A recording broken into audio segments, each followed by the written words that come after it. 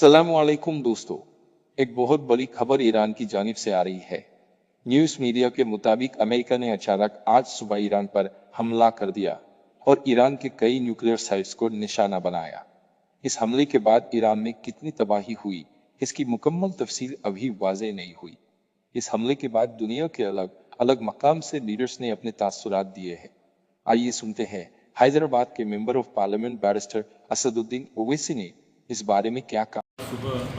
देखिए, जो आज सुबह में यूएस ने ईरान के 3 या 4 न्यूक्लियर साइट्स पर जो अटैक किया है वो इंटरनेशनल लॉ का वायलेशन है, यूनाइटेड नेशन चार्टर का वायलेशन है, एनपीटी का वायलेशन है और ख़ुद यूनाइटेड स्टेट्स का जो संविधान है, आइन है, कॉन्स्टिट्यूशन है, उसका वायलेशन है। क्योंकि उनका संविधान आइन ये कहता है कि बग़ैर उनके कांग्रेशनल परमिशन के कोई उनका मुल्क, उनका देश जंग नहीं कर सकता।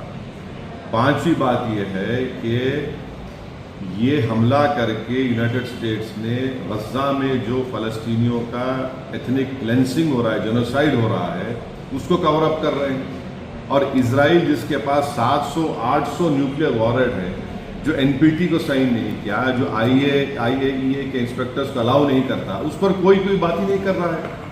और छठी बात यह है कि मेरी बात लिख के रख लीजिए कि 5-10 साल में ईरान 90% यूरेनियम का एनरिचमेंट करेगा, 90% करेगा। नहीं रोक सकते ईरान को। ईरान एनपीटी से निकल जाएगा और एनरिचमेंट करेगा।